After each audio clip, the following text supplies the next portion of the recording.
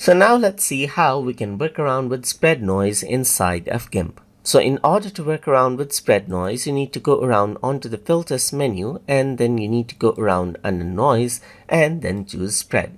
So once you do that, if I were to go around and scroll in, you can see that it spreads out the pixels right here.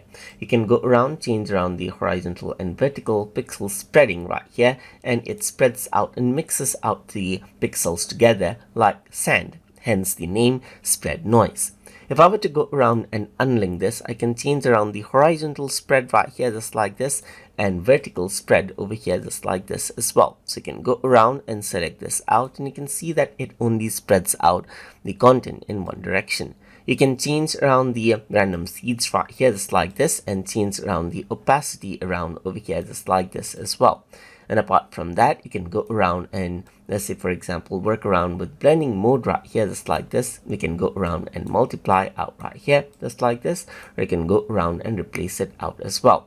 So that is what you have, as you can see. You can go around, change around the horizontal and vertical spread right here according to how you want, and then you can go around and press OK right here just like this to go around and apply it. So that is how you can work around with spread noise inside of GIMP.